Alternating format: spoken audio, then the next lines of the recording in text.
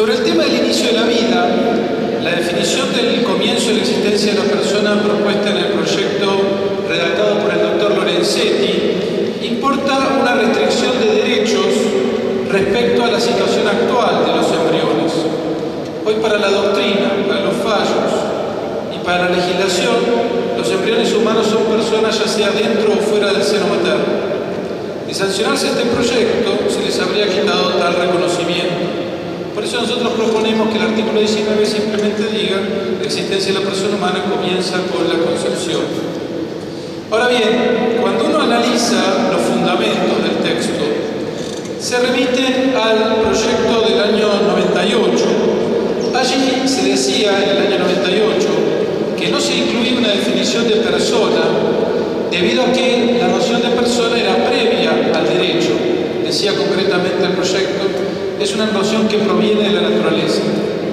El proyecto que ahora redacta el equipo del doctor Lorenzetti, dentro de su redacción de fundamentos, sostiene que el Código Civil regula a la persona a los fines de establecer los efectos jurídicos que tienen fuente en esa personalidad, tanto en el orden patrimonial como extrapatrimonial y en el civil.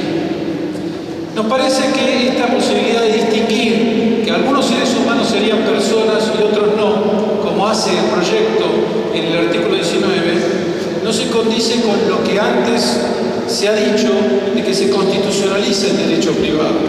Se está diciendo que es el código el que crea la personalidad, se la reconoce a algunos seres humanos y no se la reconoce a otros.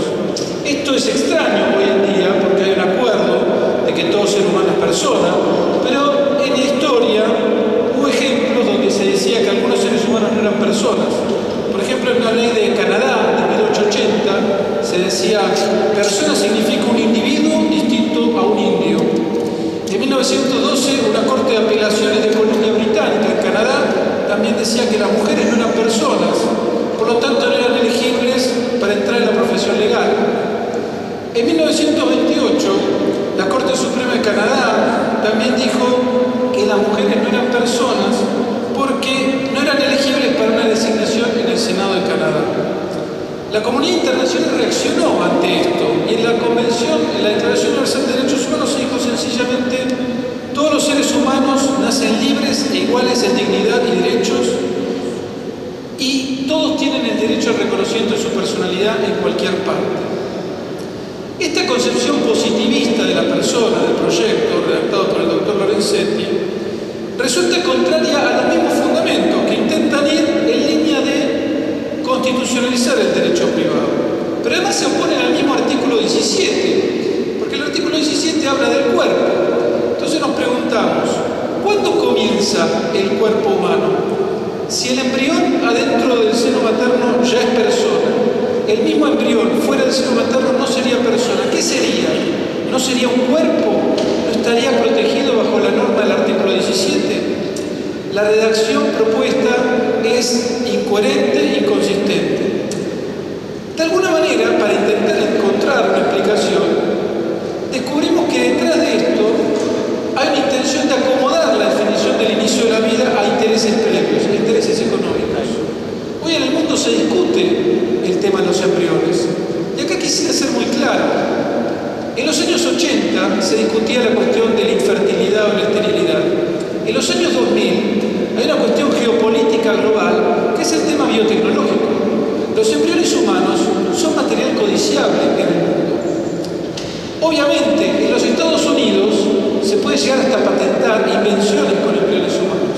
Europa, que se colocó en una postura un poco más humanista, en octubre de 2011, en una causa iniciada contra Greenpeace, que justamente Greenpeace salió a defender a los embriones humanos contra la posibilidad de un patentamiento, Europa dijo por segunda vez, porque antes había habido un fallo del Tribunal Superior de Patentes Europeo, que no era posible patentar invenciones con embriones humanos.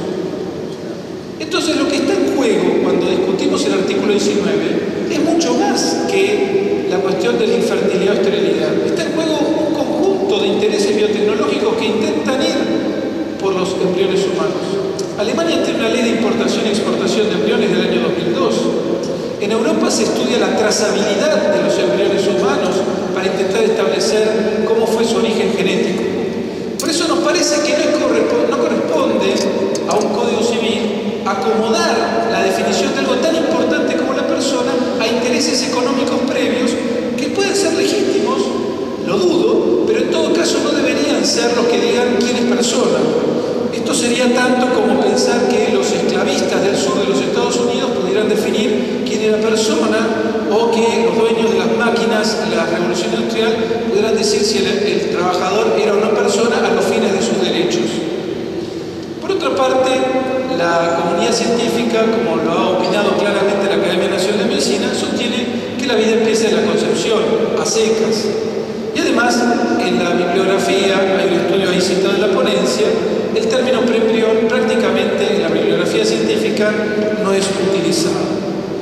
Por eso para nosotros, si lo que se trata es un código civil, lo que se tiene que hacer es definir a la persona y después estudiar el resto de los institutos. No tomar decisiones a priori y acomodar la definición de personas a esa definición a priori. Es insuficiente igualmente la remisión a una ley especial, porque los proyectos que están en el Congreso en este momento, una ley especial de protección del embrión, los proyectos que están en el Congreso en este momento no protegen al embrión, y esos proyectos igualmente no serían futuros. Lo mejor es que en el Código Civil se adopte un único punto de inicio. Por otra parte, casi ningún código del mundo tiene dos momentos de inicio de la vida. O sea, la misma realidad biológica dentro del ser humano sería persona, afuera no. Además, cuando se mira el proyecto en el artículo 19 combinado con el 57, que habla de que se prohíbe alterar la constitución genética de la descendencia, salvo lo que tenda a prevenir enfermedades genéticas o la predisposición a ellas, también nos preguntamos, entonces, ¿qué vendrá? ¿Que no se podrán implantar esos embriones si tienen alguna enfermedad genética? ¿Será obligatorio hacerles un estudio? Porque los dejamos de considerar como personas, entonces, ¿qué pasan a hacer cosas? ¿Se rigen por el derecho de familia o se rigen por los derechos reales? ¿Qué pasa en caso de muerte de los padres? ¿Qué pasa en caso de que se prive de consentimiento a alguno de los padres? Nos parece que el proyecto en este sentido es un poco discriminador en términos de la definición de persona. El otro gran tema es, y voy a redondear por este tiempo que nos han dado, es el de las técnicas de fecundación artificial. Nosotros pedimos en la ponencia que se quite la referencia porque ese tema excede el término del Código Civil. Esto seguimos a la doctora Arias de Ronquieto, y nos parece particularmente grave el tema del alquiler de vientres y de la fecundación post-mortem. Sobre el alquiler de vientres, es un contrato por el cual se contrata un centro médico para que deje embarazada a una señora que al término del nacimiento lo va a entregar a una pareja. Nos parece que hay poca diferencia con una compraventa de niños. Hemos estudiado las cláusulas de los contratos de alquiler de vientres en India, donde este tema está sumamente expandido, y hemos visto que son sumamente abusivos para la mujer, con conductas prohibidas, prohibido salir del país, con la obligación de entregarlo apenas nace, sin ningún tipo de contacto, con la obligación de abortar si hay alguna malformación. Nos parece que la figura propuesta va contra la dignidad de la persona humana, la dignidad del niño, que es utilizado como una cosa. ¿Qué sucederá con la licencia por maternidad? Con un montón de dudas. ¿Quién ejercerá la representación del niño por nacer durante el tiempo en que estará embarazada la mujer?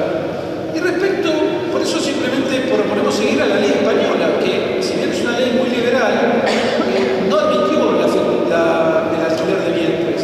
Y nosotros en este punto, no en el resto, nos parece que habría que considerar nulo cualquier contrato de alquiler de vientres. Y el último punto es la fecundación post-mortem. La fecundación post-mortem nos referimos al uso de gametos después de muerto, porque si ya está concebido el niño, es persona, como dijimos antes. Nos parece que es crear deliberadamente un niño huérfano. Hay una gran confusión en la redacción de los artículos 560 y de adelante sobre qué es consentimiento, para qué se consiente. En eso el proyecto me parece que confunde el consentimiento filiatorio con el consentimiento para utilizar las técnicas, que sería de mala técnica legislativa. Bueno, por todos estos motivos y los que allí en la ponencia que hemos entregado expresamos, bueno, desde el Centro de Bioética, Persona y Familia queremos aportar estas cuestiones